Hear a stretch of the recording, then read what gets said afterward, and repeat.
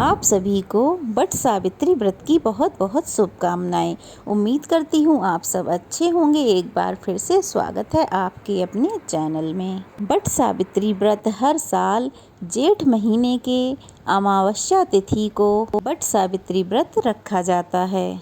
पौराणिक मान्यताओं के अनुसार बट सावित्री व्रत वाले दिन सुहागिन महिलाएं बट यानी कि बरगद के पेड़ की पूजा करती हैं। ऐसा कहा जाता है कि इस वृक्ष में भगवान श्री विष्णु, ब्रह्मा जी और शंकर जी का वास होता है। इस दिन बरगद के पेड़ की पूजा करने से पति और घर परिवार को सौभाग्य का आशीर्वाद प्राप्त होता है और पति की अकाल मृत्यु का खतरा भी टल जाता है। बट सावित्री व्रत वाले दिन सुहागिन स्त्रियां बट के वृक्ष की पूजा करके उसकी परिक्रमा करती हैं और परिक्रमा करते हुए उसके चारों ओर कलावा या कच्चा सूत बांधती हैं। मान्यता है कि ऐसा करने से पति की लंबी उम्र होती है और निसंतान दंपतियों को संतान का सुख मिलता है और सभी मनोकामनाओं की पूर्ति भी हो जाती है। बट सावित्री व्रत के दिन दान करना अति लाभकारी माना गया है।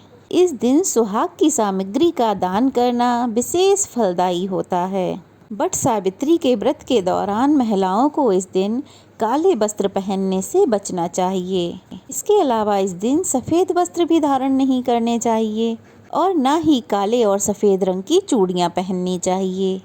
अपने पति के लिए देवी सती की भक्ति और स्नेह से प्रभावित होकर यमराज ने उनके पति सत्यवान के प्राण लौटा दिए थे। जैसा कि सावित्री ने यमराज जी से 100 पुत्रों की प्राप्ति के लिए कहा तो उन्होंने उन्हें 100 पुत्रों का आशीर्वाद दिया, जिसके लिए सत्यवान को लंबा जीवन जीना पड़ा। इस पौराणिक घटना के बाद से ही सुहागिन महिलाएं ज्येष्ठ अमावस्या को बट सावित्री का व्रत रखती हैं।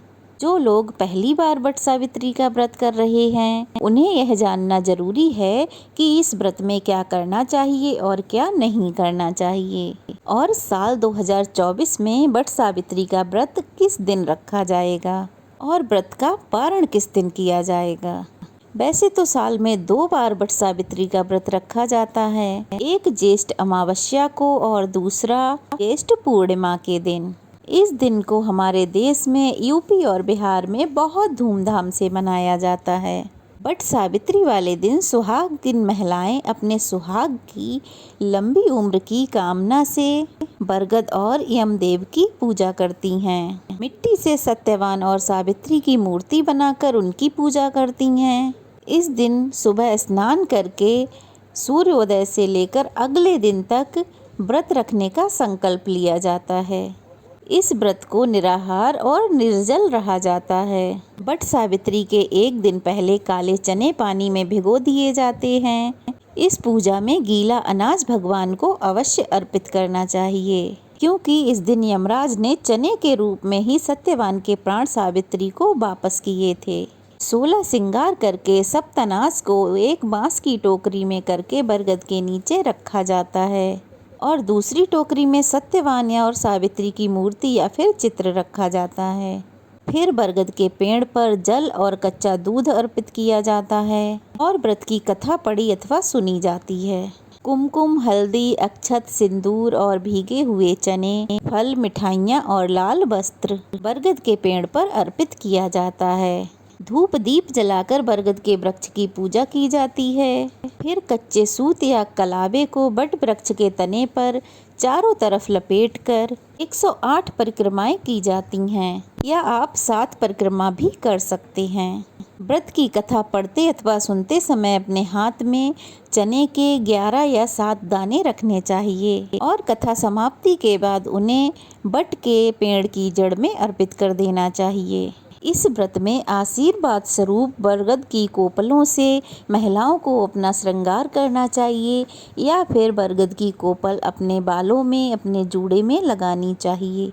बट सावित्री का व्रत बहुत कठिन होता है और अगले दिन सुबह सूर्योदय के बाद ही यह व्रत खोला जाता है और तभी जल पिया जाता है और व्रत खोलते समय बरगद के वृक्ष की कोपल खाकर और जल पीकर इस व्रत को खोला जाता है। इसके बाद फलों का जूस और फिर शुद्ध सात्विक भोजन ग्रहण किया जाता है।